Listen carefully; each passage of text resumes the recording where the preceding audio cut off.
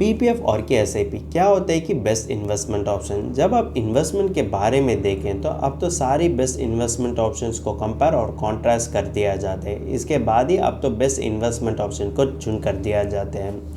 यह तो आपका फाइनेंशियल गोल्स, अदर रिक्वायरमेंट्स और आप कितने अमाउंट इन्वेस्ट कर सकेंगे ये सब पर निर्भर होते हैं। और आपका पोर्टफोलियो में क्या होता है यह पर भी यह तो निर्भर होते हैं। इसके बाद ही आपके लिए होने वाले सही इन्वेस्टमेंट प्रोडक्ट अब तो चुन कर दिया जाते हैं। अगर इसी तरह अब हम कंपेयर करते हैं कि पीपीएफ और की एसआईपी, ये एनालिसिस वजह से आपको पता जाएगी कि पीपीएफ किस तरीके से एसआईपी से अलग होते हैं। जब आप पीपीएफ और एसआईपी कंपेयर कर दिया जाते हैं तो आप तो एक एप्पल के साथ ऑरेंज कंपेयर करने के लिए समान होते हैं, क्योंकि पीपीएफ और एसआईपी तो अलग अलग इन्वेस्टमेंट प्रोडक्ट माना जाता है। इसी कारण के लिए तो एप्पल कंपैरिजन नहीं होते, लेकिन एप्पल की ऑरेंज कंपैरिजन होते हैं। लेकिन भी इन्वेस्टमेंट प्रोडक्ट बेसिस में अब पीपीएफ और एसआईपी को अब हम कंपेयर करते हैं। चलो वीडियो शुरू करते हैं। हेलो दोस्तों, welcome to holisticinvestment.in YouTube channel. अब ये दोनों इन्वेस्टमेंट प्रोडक्ट में क्या अलग पड़ती है इसके बारे में हम देखेंगे, और कि ये दोनों इन्वेस्टमेंट प्रोडक्ट में क्या अलग अलग डिफरेंस हो सकेंगे। जब आप पीपीएफ इन्वेस्टमेंट का रिटर्न देखें तो वो तो अप्रॉक्सीमेटली होता है कि 7.1%। वो तो Q2 फाइनेंशियल ईयर 2023 से 2024 में डिसाइड कर दिया जाता है। ये तो हर क्वार्टर बदलते ही रहते हैं। अगर देखें तो जब इंटरेस्ट रेट पर निर्भर होते हुए या पीपीएफ इन्वेस्टमेंट का इंटरेस्ट रेट तो ऊंचे ही बढ़ सकते हैं और उसी समय ये तो नीचे भी गिर सकते हैं। अगर आपने देखें कि पीपीएफ का मिनिमम इन्वेस्टमेंट होता है कि 500 रुपीज़ और इसका मैक्सिमम इन्वेस्टमेंट हो सकते हैं कि 1.5 लाख पर एनम। अगर जब आप पीपीएफ इन्वेस्टमेंट शुरू करना चाहते हैं तो आप तो मिनिमम 500 रुपीज़ से ही शुरुआत कर सकेंगे, और देखें तो मैक्सिमम आप तो 1.5 लाख तो इन्वेस्ट कर सकेंगे। लेकिन एसआईपी इन्वेस्टमेंट भी आप तो मिनिमम 500 रुपीज़ पर मंथ से शुरुआत कर सकेंगे, लेकिन इसके लिए कोई भी मैक्सिमम इन्वेस्टमेंट लिमिट नहीं होता है। जब आप पीपीएफ में इन्वेस्ट करने में आपके लिए टाइम फ्रेम होता है कि 15 ईयर्स। एसआईपी इन्वेस्टमेंट के लिए अब तो मिनिमम 6 महीने इन्वेस्ट करने की ज़रूरत पड़ती है। अब तो एसआईपी इन्वेस्टमेंट तो 20 साल के लिए भी कर सकेंगे, और देखें तो अब तो एसआईपी इन्वेस्टमेंट में कोई भी फिक्स टाइम फ्रेम नहीं होते। जब आप कैंसिल करना चाहते हैं उस समय तक आप तो एसआईपी इन्वेस्टमेंट को कंटिन्यू कर सकेंगे, और जब आप कैंसिल करते हुए उस समय ही आपका एसआईपी इन्वेस्टमेंट तो एंड होते हैं। अब तो यह कंपैरिजन वजह से यह विषय पर ध्यान रखने की ज़रूरत पड़ती है। पीपीएफ में लॉक इन पीरियड होते हैं कि 15 साल, लेकिन ईएलएसएस में कोई भी लॉक इन पीरियड नहीं होते हैं। अब तो जो भी समय चाहते हैं आप तो एसआईपी को विड्रॉ कर सकेंगे, लेकिन अगर आपने 1 साल से पहले विड्रॉ करना चाहते हैं तो उसके लिए एक्सिट लोड 1% आप तो देने की ज़रूरत पड़ती है। लेकिन अगर आपने 1 साल के बाद विड्रॉ करना चाहते हैं तो इसके लिए कोई भी एक्सिट लोड नहीं है। दोनों इन्वेस्टमेंट के बीच किस इन्वेस्टमेंट में ज़्यादा रिस्क पड़ती है। अगर आप पीपीएफ इन्वेस्टमेंट देखें तो ये तो गवर्नमेंट बैक स्कीम्स होते हैं, ये तो रिस्क फ्री इन्वेस्टमेंट होते हैं, ये तो 100% रिस्क फ्री होते हैं। लेकिन जब आप एसआईपी के बारे में बातचीत कर दिया जाता है और स्पेशली इक्विटी एसआईपी के बारे में देखें तो इसमें रिस्क तो पड़ती है। जब आपने 2008 साल में देखें तो सब प्राइम क्राइसिस होने के कारण मार्केट तो 55% नीचे गिर गए, और 2020 साल में देखेंगे तो पैंडेमिक क्राइसिस होने के कारण फिर भी मार्केट तो 38% नीचे गिर गए। उसी टाइम फ्रेम में देखें तो इक्विटी एसआईपी भी इस मार्जिन में नीचे गिर गए हैं। इस कारण के लिए हम बोल सकते हैं कि इक्विटी एसआईपी में रिस्क तो ज़्यादा पड़ती है। जब आप इक्विटी इन्वेस्टमेंट में इन्वेस्ट करना चाहते हैं तो आप तो रिस्क लेने के लिए तैयार होना चाहिए, और अगर आपने रिस्क अवर्स इन्वेस्टर है तो आपके लिए एसआईपी इन्वेस्टमेंट और स्पेशली इक्विटी एसआईपी तो उतना सूटेबल नहीं हो सकेंगे।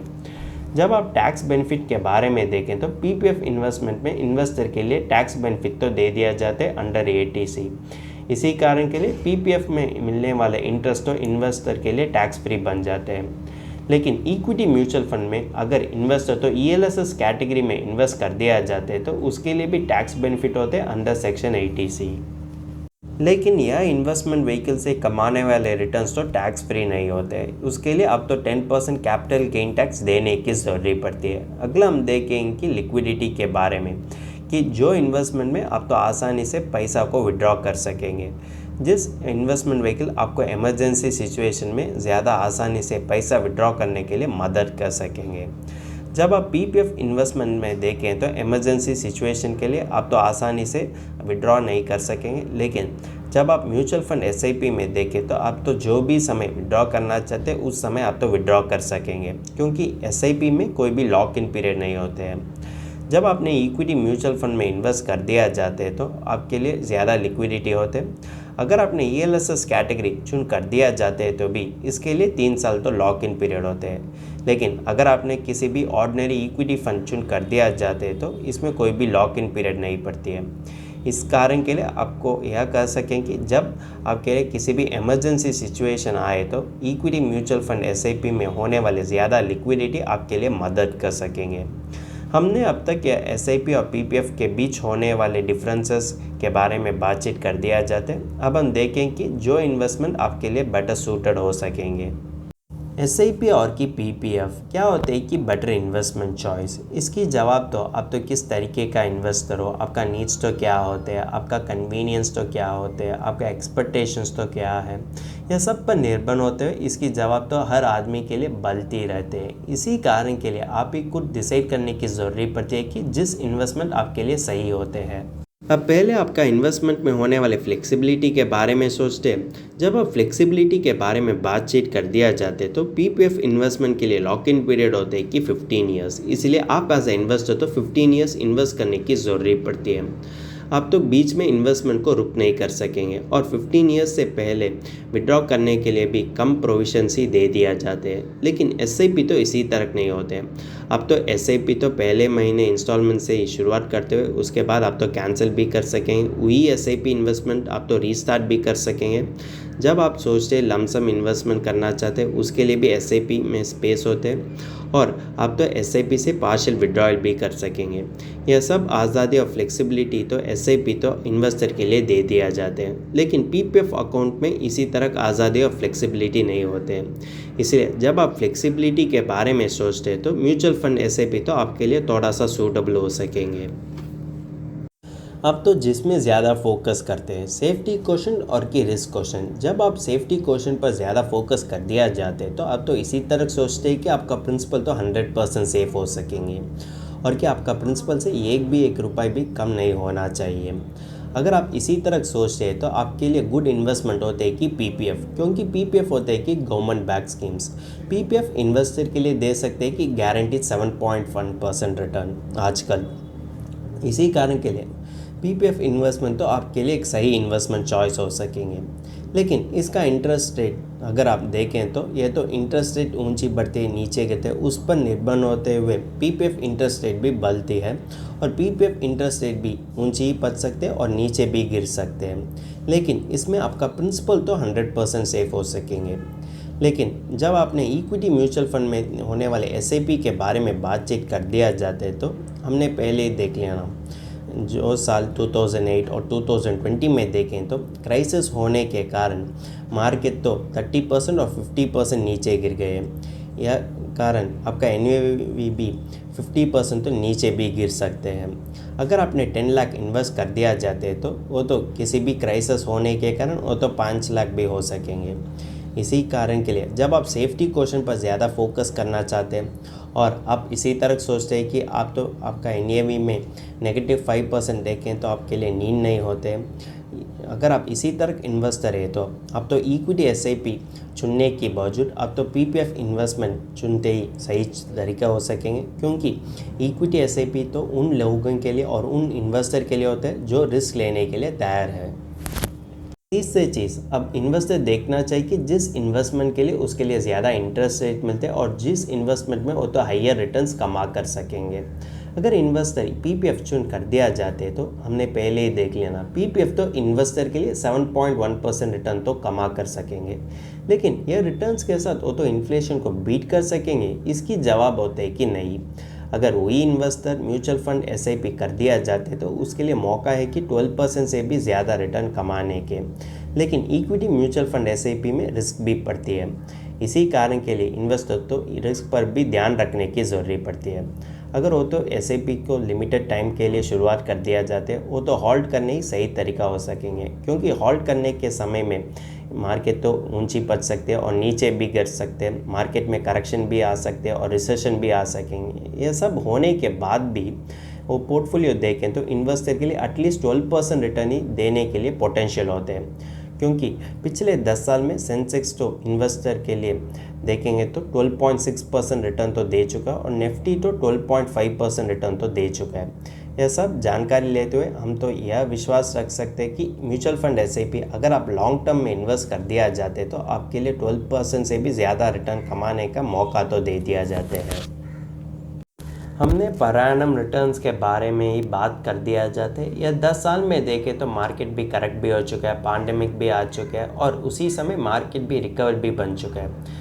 जब आप यह सभी कंसिडर कर दिया जाते हैं तो भी मार्केट तो इन्वेस्टर के लिए 12.5% से 12.6% रिटर्न तो दे चुका है। जब आप रिटर्न्स के बारे में बात कर दिया जाते हैं तो हम तो इंडेक्स रिटर्न देखें तो उसका रेंज भी होता है कि 12.5% से 12.6%, और ये तो भी लार्ज कैप इंडेक्स रिटर्न ही होते हैं। अगर आपने स्मॉल कैप और mid cap actively manage fund देखे तो वो तो इन्वेस्टर के लिए इससे भी ज़्यादा रिटर्न तो दे दिया जाते हैं। इसी कारण के लिए हम बोल सकते हैं कि इक्विटी म्यूचुअल फंड तो अगर आपने रिटर्न्स पर्सपेक्टिव से देखें तो ये तो बेस्ट इन्वेस्टमेंट ऑप्शन होते हैं। इसके बारे में अब तो कोई भी संदेह नहीं लेना चाहिए, लेकिन अब तो यह चीज़ पर ध्यान रखना चाहिए कि अब तो लॉन्ग टर्म में इन्वेस्ट करने की ज़रूरत पड़ती है। लॉन्ग टर्म तो भी अब तो उतना सोच नहीं देना चाहिए। अगर आप पीपीएफ इन्वेस्टमेंट चुन कर दिया जाते तो उसके लिए आप तो 15 ईयर्स इन्वेस्ट करने की ज़रूरत पड़ती है। अगर आप उसी टाइम फ्रेम में इक्विटी म्यूचुअल फंड एसआईपी में इन्वेस्ट कर दिया जाते तो आपके लिए ज़्यादा रिटर्न्स हो तो कमा कर सकेंगे। अगर आप देखें तो इसमें आप तो और एक चीज़ पर ध्यान रखने की ज़रूरत पड़ती है, आप तो रिस्क टॉलरेंस डेवलप करने के लिए आवश्यक पड़ती है, क्योंकि जब मार्केट तो नीचे गिरते हैं तो भी अब तो आपका एसआईपी को कंटिन्यू करने की ज़रूरत पड़ती है। इस चीज़ पर भी आप तो ध्यान रखने की ज़रूरत पड़ती है। अगर आप सभी ऑब्स्टिकल्स को क्रॉस करते हुए एसआईपी सक्सेसफुली कंटिन्यू कर दिया जाते हैं तो वो तो पीपीएफ इन्वेस्टमेंट से भी आपके लिए ज़्यादा रिटर्न्स तो कमा कर सकेंगे। जब आप रिटर्न्स एंगल में देखें तो पीपीएफ से एसआईपी इन्वेस्टर के लिए बेटर चॉइस होते हैं, क्योंकि पीपीएफ में आप तो सिर्फ 1.5 लाख से इन्वेस्ट कर सकेंगे हर साल, लेकिन एसआईपी इन्वेस्टमेंट के लिए कोई भी मैक्सिमम लिमिट नहीं है। जब आप रिटर्न्स एंगल में देखें तो पीपीएफ में आप तो सिर्फ 1.5 लाख से इन्वेस्ट कर सकेंगे और हर महीने आप तो 12,500 रुपीज़ से इन्वेस्ट कर सकेंगे। पीपीएफ में एक इन्वेस्टर तो हर महीने कंसिस्टेंटली 12,500 इन्वेस्ट करने की ज़रूरत पड़ती है। अगर वो इन्वेस्ट कर दिया जाते हैं तो 15 ईयर्स अंतिम में वो पीपीएफ इन्वेस्टमेंट का मैच्योरिटी वैल्यू हो सकेंगे अप्रॉक्सीमेटली 39.9 लाख्स। अगर वही इन्वेस्टर वही इन्वेस्टमेंट अमाउंट उसी टाइम फ्रेम में इक्विटी एसआईपी में इन्वेस्ट कर दिया जाते हैं तो हम अज्यूम करते हैं कि इक्विटी एसआईपी वो इन्वेस्टर के लिए मिनिमम 12% रिटर्न दे सकेंगे, क्योंकि पिछले 10 साल में देखें तो सेंसेक्स ही 12.6% रिटर्न तो दे चुके हैं। अगर आप एक्टिवली मैनेज फंड देखें तो वो तो इन्वेस्टर के लिए पिछले 10 साल में 15% से भी ज़्यादा रिटर्न तो दे चुके हैं, लेकिन भी हम तो 12% अज्यूम करते हैं, क्योंकि हम तो वॉलीटिलिटी पर भी ध्यान रखने की ज़रूरत पड़ती है। इसलिए प्रिकॉशनरी मेजर के लिए हम तो सिर्फ 12% अज्यूम करते हैं। अगर आपने 12% रिटर्न अज्यूम कर दिया जाते हैं तो भी इक्विटी म्यूचुअल फंड एसआईपी का मैच्योरिटी वैल्यू होता है कि 62.4 लाख। इसी कारण के लिए हम तो बोल सकते हैं कि ये तो पीपीएफ इन्वेस्टमेंट में होने वाले मैच्योरिटी वैल्यू से भी बहुत ज़्यादा होते हैं, लेकिन उसी समय इक्विटी म्यूचुअल फंड एसआईपी में रिस्क भी पड़ती है। ये रिस्क पर ध्यान रखकर आप तो सही एक्टिवली मैनेज फंड को चुनने की ज़रूरत पड़ती है। अगर आपको संदेह है कि मैं किस तरीके से सही एक्टिवली मैनेज फंड चुनना चाहिए, आप तो प्रोफेशनल म्यूचुअल फंड डिस्ट्रीब्यूटर को कांटेक्ट कर सकेंगे। अगर आपको इसके बारे में कोई भी असिस्टेंस मिलना चाहते हैं तो नीचे देने वाले लिंक को आप तो क्लिक कर सकेंगे, जिसके वजह से आपके लिए हमारे फाइनेंशियल प्लानर्स के साथ एक कॉम्प्लीमेंट्री कंसल्टेशन मिलते हैं, जिसके वजह से आपके लिए होने वाले पूरे संदेह आप तो क्लैरिफाई कर सकेंगे। अब अगले हम लिक्विडिटी एंगल से देखें कि जिस इन्वेस्टमेंट आपके लिए बेटर सूटेड होते हैं। लिक्विडिटी एंगल का अर्थ होता है कि आप तो जिस इन्वेस्टमेंट से आसानी से विड्रॉ कर सकेंगे और कि जिस इन्वेस्टमेंट में आप तो आसानी से लिक्विडेट करते हुए पैसा बना कर सकेंगे। पीपीएफ होते हैं कि 15 ईयर्स लॉक इन प्रोडक्ट, लेकिन इसमें भी आप तो प्री मैच्योर विड्रॉयल और लोन भी क्रेडिट कर दिया जाते हैं। ये ऑप्शंस तो दे दिया जाते हैं, लेकिन इसका प्रोसीजर तो ज़्यादा क्यूम्बरसम होते हैं। अगर देखें तो विड्रॉयल के लिए भी कैप तो दे दिया जाते हैं। आप तो चौथे प्रेसीडिंग ईयर में ही आप तो 50% को विड्रॉ कर सकेंगे, लेकिन आप तो सिर्फ 50% ही विड्रॉ कर सकेंगे। अगर देखें तो इसी तरह टर्म्स और कंडीशंस होने के कारण आप तो ज़्यादा सोचने की ज़रूरत पड़ती है, लेकिन म्यूचुअल फंड में इसी तरह टर्म्स और कंडीशंस नहीं है। अब तो करंट एनएवी पर ध्यान रखकर अगर मार्केट क्रैश हो चुके उस समय भी विड्रॉ करने के लिए आपके लिए फ्लेक्सिबिलिटी दे दिया जाता है, और जब मार्केट तो ऊंची पड़ती है, आपका एनएवी भी राइज होते हैं, उस समय भी आप एज ए इन्वेस्टर के लिए लिक्विडेट और की विड्रॉयल करने के लिए एसआईपी तो पूरे फ्रीडम तो दे दिया जाते हैं। इसी कारण के लिए म्यूचुअल फंड एसआईपी और की इक्विटी म्यूचुअल फंड एसआईपी में इन्वेस्टर के लिए 100% लिक्विडिटी करने के लिए मौका तो दे दिया जाता है। अब अगले हम देखेंगे कि आप तो जितना इन्वेस्ट कर सकेंगे। अगर आपका इन्वेस्टमेंट अमाउंट 12,500 से भी नीचे होते हैं तो पीपीएफ होते हैं कि एक बेटर इन्वेस्टमेंट ऑप्शन, यह तो रिस्क फ्री भी माना जाता है। लेकिन अगर आप इसी तरह के इन्वेस्टर हो जो रिस्क पसंद कर दिया जाते हैं और अब तो 50,000 और 60,000 हर महीने इन्वेस्ट कर दिया जाते तो आप तो पीपीएफ में नहीं इन्वेस्ट कर सकेंगे, क्योंकि पीपीएफ में आप तो हर महीने सिर्फ 12,500 ही इन्वेस्ट कर सकेंगे और एक साल में आप तो सिर्फ 1.5 लाख से इन्वेस्ट कर सकेंगे। इससे भी ज़्यादा आप तो किसी भी समय पीपीएफ में नहीं इन्वेस्ट कर सकेंगे। इसी तरह बड़ा इन्वेस्टमेंट्स के लिए म्यूचुअल फंड एसआईपी तो सही तरीका हो सकेंगे। हमने अब तक ये म्यूचुअल फंड एसआईपी और पीपीएफ के बारे में सभी एंगल्स में देख लिया, और हाँ, आपके लिए पता चलता है कि म्यूचुअल फंड एसआईपी में क्या एडवांटेजेस और डिसएडवांटेजेस होते हैं और कि पीपीएफ में क्या एडवांटेजेस और डिसएडवांटेजेस होते हैं। अगर आपको यह विषय के बारे में कोई भी संदेह है और कि म्यूचुअल फंड इन्वेस्टमेंट के बारे में कोई भी डायलेमा है और इसके बारे में आपको असिस्टेंस मिलना चाहते हैं, तो अब तो नीचे देने वाले लिंक को उपलब्ध करते हुए हमको डायरेक्टली अप्रोच कर सकेंगे। अगर तुमको इस टॉपिक में और कोई अदर फाइनेंस और इन्वेस्टमेंट रिलेटेड टॉपिक में संदेह है तो हमारा फाइनेंशियल एक्सपर्ट के साथ अपॉइंटमेंट बुक कर सकता है। अपॉइंटमेंट का लिंक डिस्क्रिप्शन में दिया गया है। और फिर इन्वेस्टमेंट के बारे में और फाइनेंस के बारे में तुमको ज़्यादा बताना चाहिए तो हमारा लाइव वेबिनार अटेंड कर दीजिए। वेबिनार का लिंक भी डिस्क्रिप्शन में दिया गया है। वेबिनार एब्सोल्युटली फ्री है। इस वीडियो तुमको पसंद है तो लाइक कर दीजिए, फ्रेंड्स के साथ शेयर कर दीजिए और ज़रूर सब्सक्राइब कर दीजिए। धन्यवाद।